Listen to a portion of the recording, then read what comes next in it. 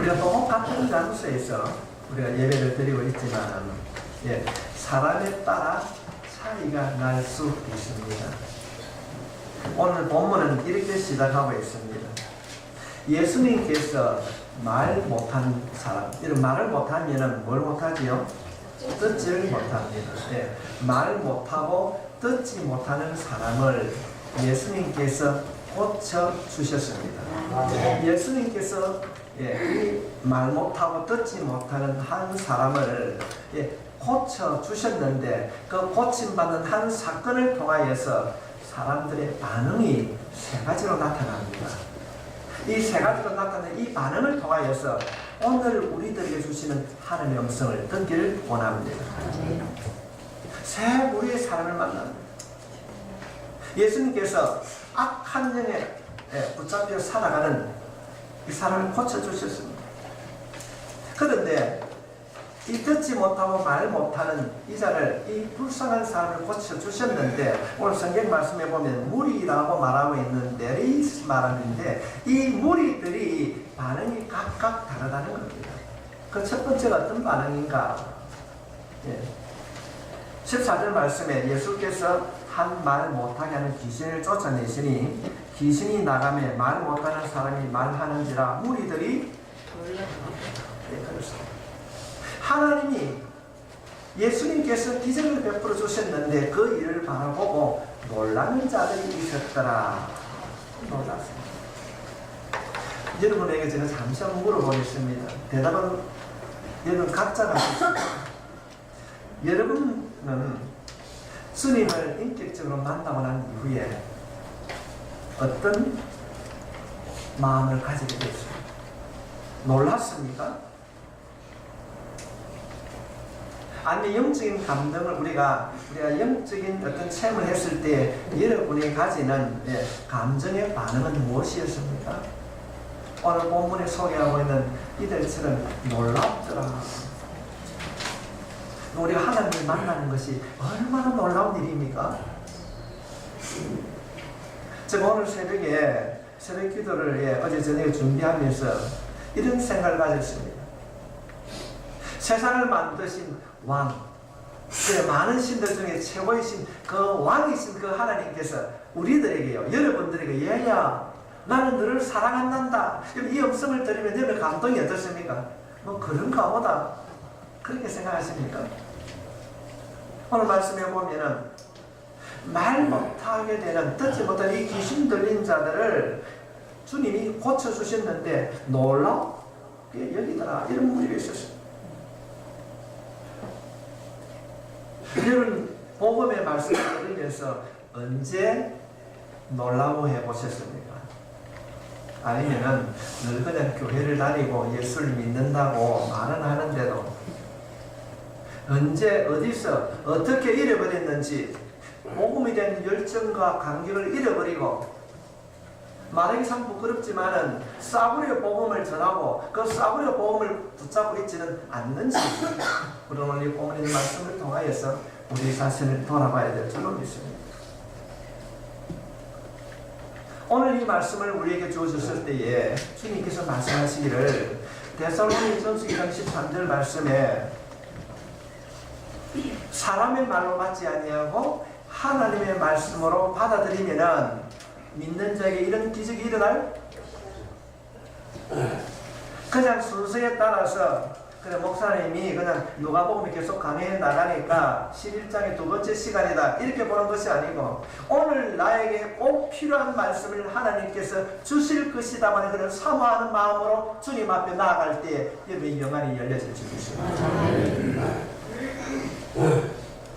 사람들은 복음의 열정을 잃어버리고 살아가고 있습니다. 말씀을 들어도 무감각한 거예요. 감각이 없습니다. 우리 한번 생각해 보십시오. 여러분 하나님의 음성을 들으면 어떻게 해야 됩니까? 놀라워요. 오! 주님! 이거 우리 하나님의 말씀을 듣는 것이 놀라운 일이 아닙니까?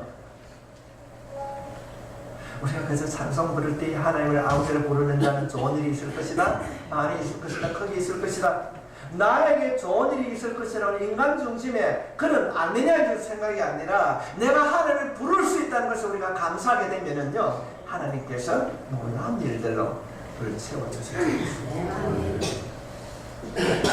저는 오늘 예배를 드린 여러분 모두가 큰 일이나 작은 일이나 주님의 이름을 부를 때마다 이 놀라운 일들이 경험되어질 수 있기를 주님의 이름으로 축복합니다.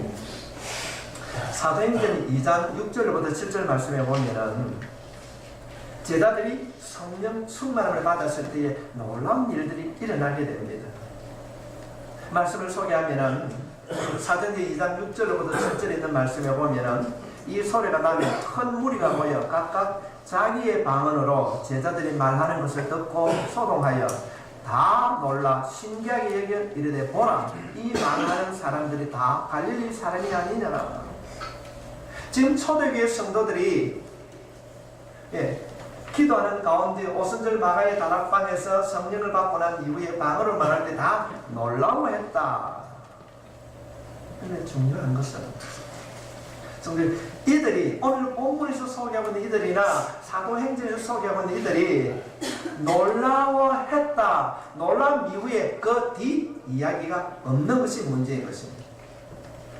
다시 말하면 우리들이 복음을 듣고 우리가 주님을 만나고 그 이후에 만나는 간격으로 멈추었으면 안 된다는 것입니다. 그 놀라움이 믿음으로 발전이 되고 그 믿음이 행동으로 순종으로 열매를 맺어 가야 된다고 하는 것을 성경은 우리들에게 가르쳐주고 있습니다. 그들은 성령의 임함으로 방언을 하는 것을 끝났습니다.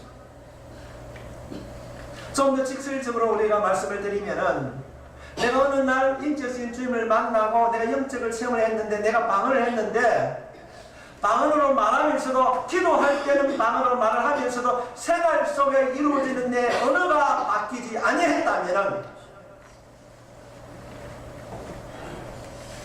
참된 예수꾼이 될 수 없다는 것입니다. 놀라운 사건 이후에 신앙이 결단이 되고 결심이 되어야 되는데 무리들이 놀랍게 여겼으나 그 이후에 어떤 일이 일어났다고 성경은 기록하지 않고 있습니다. 사랑하는 성도 여러분, 오늘 10월 첫 주일입니다. 이제 얼마 남지 않은 이 17년도 첫 주일을 지키게 해주신 하나님, 10월달도 함께 해주실 줄 믿습니다.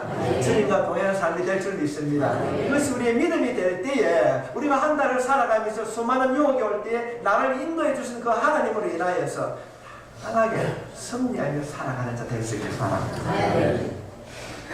여러분, 오늘 예배를 드리면서 말씀을 들으면서 어떤 느낌을 가지십니까? 그래, 우리 교회가 작지만 편안하고 가족 같은 그런 분위기, 기도가 뜨겁고 거기서 만족하면 안 되는 것입니다. 좋은 것에 머물지 말고 그 좋은 것이 믿음으로 변화되고 그 믿음이 순종으로 그 순종의 열매를 맺는 자리에 나아가야 된다고 하나님은 말씀하고 있습니다. 성숙해져야 된다는 거예요. 성숙해져야. 놀라움에 끝나는 것이 아니라 그 놀라움이 믿음으로 변화되어야 된다는 것입니다. 그 믿음이 성숙되어져서 순종함으로 열매를 맺는 자가 되어야 된다. 오늘 본문은 첫 번째로 우리에게 주는 교훈입니다. 두 번째 반응은 주님이 병든 자를 고쳐주셨는데 기적을 베풀으셨는데 두 번째 반응은 첫 번째는 놀라운 자가 있었는가 하면은 두 번째는 어떤 무리가 있었는가? 예수님을 비방하는 거예요. 예수님을 비방하고 있습니다. 사람들이 좋은 일을 하고 나면 선을 베풀고 나면 인정을 받아야 됩니다. 지금 주님은 불쌍한 사람을 고쳐주셨습니다. 그런데 그들이 예수를 인정하는 것이 아니라 누명을 씌우고 14절로부터 15절에 기록되어 있는 말씀인데 예수님이 분명코 이 병들을 고쳐주셨습니다. 근데 사람들이 말하기를 뭐라고 말하고 있습니까? 당신이 한 행동은 내가 인정하는데 당신이 가지고 있는 능력으로 고친 것이 아니라 바알세불 귀신의 힘을 빌어서 고쳐주었다. 이런 얘기를 하고 있습니다. 주님은 말 못하는 귀신을 쫓아내었습니다. 사람들은 엉뚱하게 오해를 하는 겁니다. 귀신의 힘을 빌어서 귀신을 쫓아내었다. 요즘 말로 하면은 예수님을 엄해하기 시작합니다. 예수님이 고친 것은 부인하지 않습니다. 그런데도 그 능력이 주님의 능력이 아니고 귀신의 능력을 힘입었다. 오늘 본문은 바알세불이라고 하는데 이 바알세불은 귀신을 지칭하고 있습니다. 사람들은 예수님이 기적을 베푸셔서 불쌍한 사람을 고쳐주셨는데 평가하고 비판하고 형편없는 사람으로 깎아내리고 있습니다. 주님은 억울하게도 누명을 쓰고 공격을 당합니다. 불쌍한 사람 고쳐주고 병든 자를 여러분 이렇게 세워주셨으면 칭찬받을 일 아닙니까? 그런데 공격을 받고 비난의 대상이 되었습니다. 주님은 이 말씀을 통하여서 우리들에게 아주 좋은 교훈을 가르쳐주고 있습니다. 우리가 세상을 살아가면서 내 뜻과는 상관없이 오해를 받을 때가 있습니다. 그래서 오늘 우리 시대는 억울하다고 하는 시대가 말을 많이 하는 시대입니다. 이전에는 그런 말을 많이 안 했는데 이 건강에는 그런 말을 참 많이 합니다. 누구에게 당했다는 말을 많이 합니다. 우리가 신앙생활하는 교회 공동체 안에서도 때로는 오해를 살 수 있습니다. 신실한 성도가 사람들로부터 비난을 받을 때가 있습니다. 교회를 비난하는 사람이 교인일까요? 일반인일까요? 교인입니다. 지금 당신이 바알세불 귀신의 힘을 빌어서 능력을 행하였다고 비난하는 사람이 유대인들입니다. 예수님을 아는 사람들입니다. 내가 해야 되는데 다른 사람이 한 것이 뭐 어떻게 해요? 보기 싫은 겁니다. 보기 싫어. 남이 잘하면 내가 하지 못하는 일들을 남이 잘하면 박수치고 격려해 주게 되는 거 아닙니까?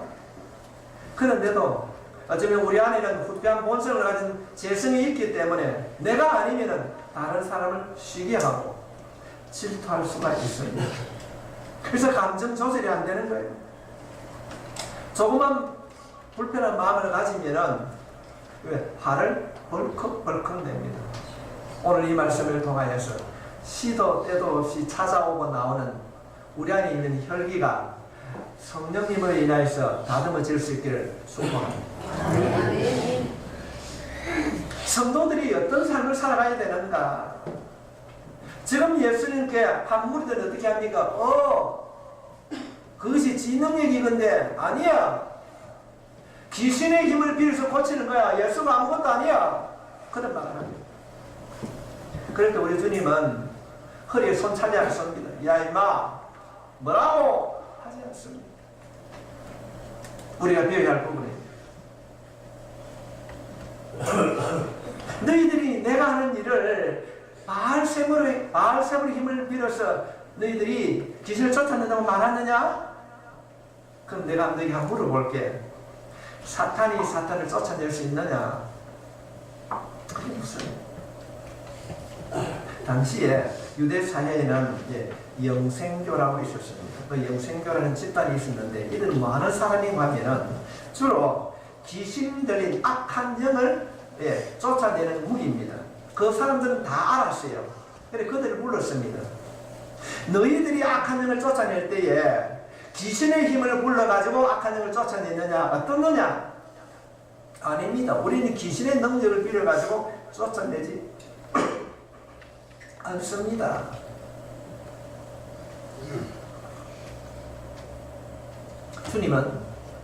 주님 당신에게 주님께 직접 찾아와서 자는 엉터리야. 자신의 능력이 없는 거야.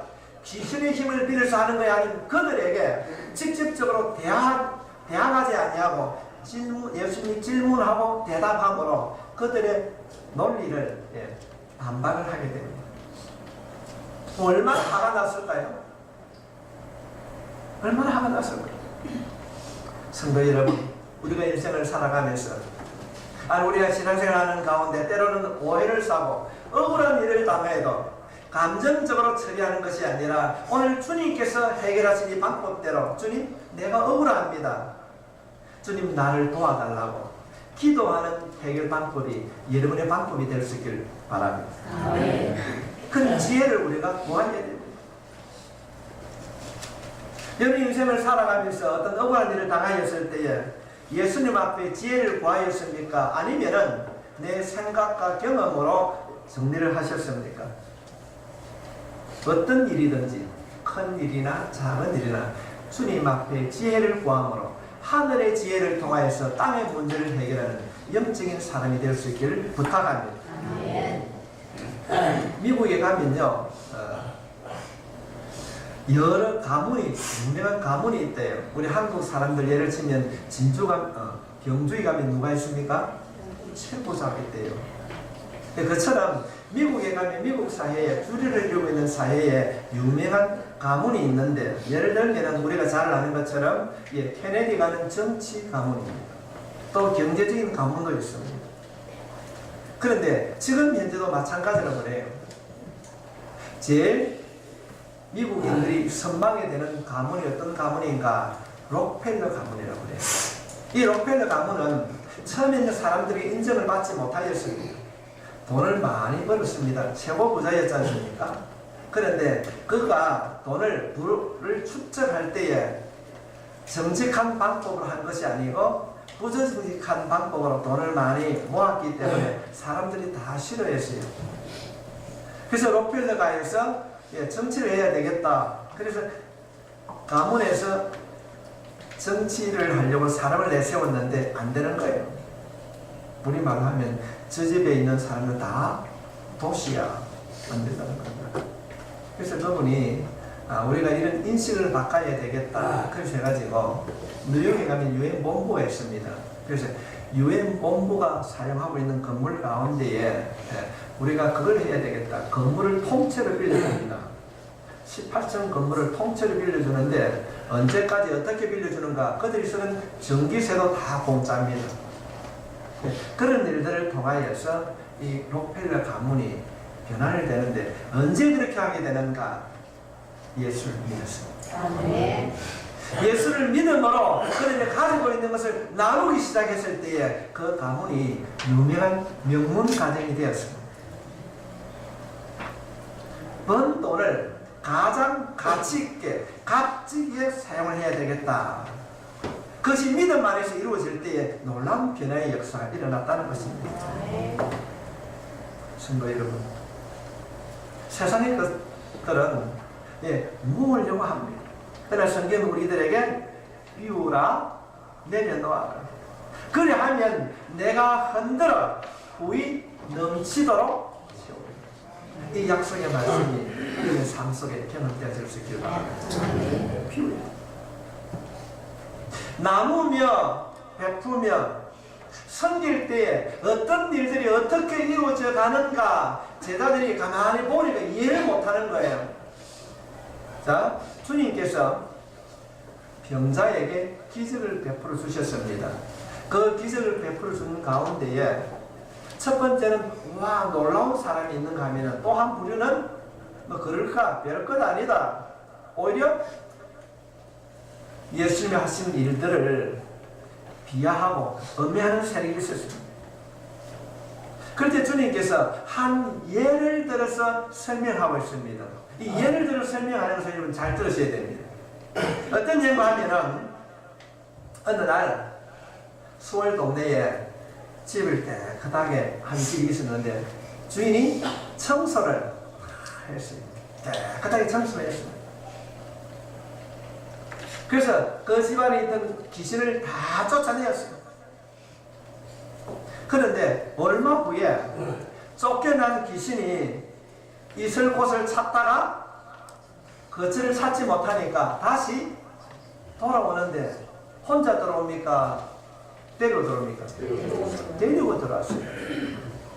우리 지난 금요일 날도 살펴봤는데, 특별히 여러분, 오늘 본문의 24절의 서두에 이런 말로 우리에게 교훈하고 있습니다. 더러운 귀신. 귀신의 특징이 더러운. 여러분, 더러운 짓 하지 마십시오. 우리가 인생을 살아가면서 더러운 짓을 하게 되면요, 귀신의 악한 힘이 우리를 정복하는 거예요. 그래서 우리가 복음성을 부를 때 정결한 마음 주시오. 예수 믿는 사람은요, 정결해야 됩니다. 정직해야 됩니다. 그렇지 않으면 더러운 귀신이 나갔다가 복무해가지고 한 사람이 나갔다가 지금 주님은 고침받은 한 사건을 통하여 세 번째 반응하는 사람을 우리들에게 보여주고 있습니다. 여기서 집주인이라고 하는 것은 우리들의 마음을 이야기하고 있습니다. 우리가 마음에 결심하기 전까지는 어떻습니까? 세속적입니다. 수단과 방법을 가리지 않고 많이 가지려고 하고 높아지려고 하고 욕심을 채우기 위해서는 미워하고 시기하고 판단하고 방법을 모든 방법을 동원합니다. 그런데 어느 날 우리가 어떻게 합니까? 결심합니다. 아, 내 일이 잘못되었구나. 그래서 우리가 마음속에 간직하고 있는 감추고 있었던 모든 추하고 더러운 모든 것들을 정리하기를 원합니다. 하나님, 내가 잘못했습니다. 이전에 내가 정직하게 그런 삶을 살겠습니다. 인간답게 살겠습니다. 예수꾼답게 살겠습니다. 그렇게 다짐을 합니다. 문제는 그렇게 다짐하고 우리가 예배를 드리기 전에 우리가 어떻게 합니까? 사죄 확신을 하지 않습니까? 우리가 고백합니다. 하나님, 참회 기도를 드립니다. 참회의 기도를 드리는 것으로 끝나면 어떻게 됩니까? 7 귀신이 하나님, 내가 이제는 담배 안 필게요. 내가 이제는 술도 끊을게요. 내가 정말로 정리하고 바르게 살아가겠습니다. 내가 빈 마음으로 주님 앞에 나가기를 원합니다. 우리는 수없이 반복합니다. 결단합니다. 그 본문은 우리들에게 교훈하고 있습니다. 하나님, 내가 이 생활 습관 고치겠습니다. 얼마나 많은 다짐합니까? 그러나 우리가 그렇게 다짐하고 결단하는 것으로 끝나는 것이 아니라 내 마음을 비웠다면 내 마음, 빈 마음에 하나님의 말씀으로 채워야 됩니다. 이 말씀이 채워질 때에 제자의 삶을 살아갈 수 있다는 것입니다. 주님, 내가 이제는 결심만으로 끝나는 것이 아니라 오늘 이 말씀을 통하여서 주님, 내 빈 마음에 말씀으로 채워야 되겠다는 이 결단이 주님 앞에 나와야 되는 것입니다. 근데 우리가 예수를 믿는다는 것이 얼마나 좋은 일입니까? 예배가 살아있고 우리의 중심을 보시는 하나님, 내가 이제는 그렇게 살겠습니다. 오늘 말씀을 듣는 여러분들은 이 결단만으로 끝나는 자가 되어서는 안 됩니다. 오늘 본문의 속에 이들은 놀라워했습니다. 그런데 그 놀라움 이후에, 그들이 방언을 한 이후에, 그 이후에 뒷이야기가 기록되어 있지 않습니다. 무엇을 말하는가? 우리들 생각하면 옛날에 비하면 많이 변하셨지요. 주일도 기억합니다. 기도도 드립니다. 하나님의 사람으로 살아간다고 생각합니다. 그래서 세례도 받고 직분도 받았습니다. 그런 것으로 만족하고 살고 있습니다. 그런데 그것은 부족합니다. 비웠다고 한다면, 직분을 받았다고 한다면, 세례를 받았다고 한다면 말씀으로 우리의 삶이 채워져야 합니다. 말씀으로 채워지지 아니하고 고백으로, 결단으로 비워진 상태로 있다고 한다면 오늘 말씀해 보니까 한 놈이 몇 놈? 놈이라서 죄송합니다. 귀신이니까 어쩔 수가 없습니다. 이 나쁜 것이 그냥 나갔다고 들어오는 것이 아니라 무리를 들어옵니다.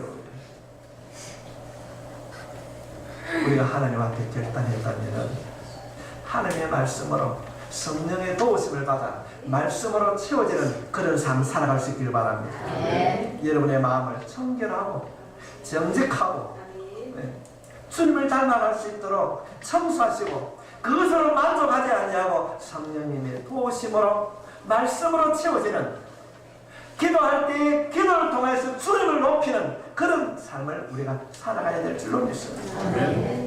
사람들은 때로는 회개합시다 하면은 후회하고 끝납니다. 안 된다고 하면서 여러분 포기할 때가 많이 있습니다. 아닙니다. 진정한 변화는, 참된 예수꾼은 반성을 넘어서 새로운 주인을 만나는 겁니다. 말씀이 곧 하나님이시라고요. 요한복음 1장 1절, 요한복음 1장 14절 말씀에 약속해 주셨듯이 주님이 우리 주인이라고 고백한다면 비워진 우리의 마음 가득히 성령님이 도우심으로 말씀으로 채우는 역사가 일어나길 바랍니다.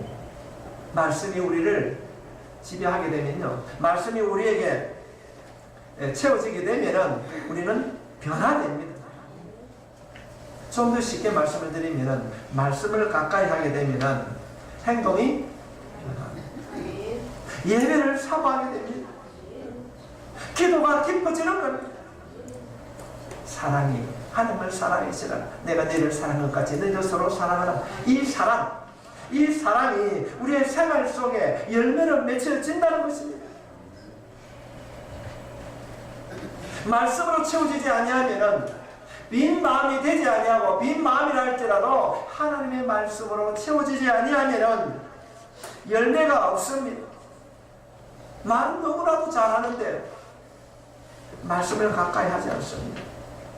머무는 곳에는 원망이 있고 판단이 있고 불평이 있습니다.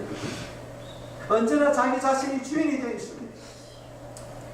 사랑하는 성도 여러분, 오늘 이 말씀을 통하여서 여러분의 자신을 점검하고 결단으로 끝나는 것이 아니라 그 결단을 넘어서 여러분의 신념 가득히, 여러분의 생각 가득히 하나님의 말씀으로 채워지는 은혜가 있기를 주님의 이름으로 축복합니다. 오늘 이 말씀을 통하여서 빈 마음으로 만족하는 신앙이 아니라 비워진 마음에 하나님을 향한 뜨거운 사랑과 기록된 말씀을 채움으로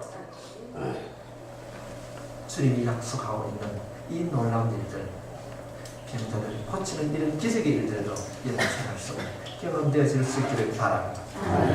기도드리겠습니다.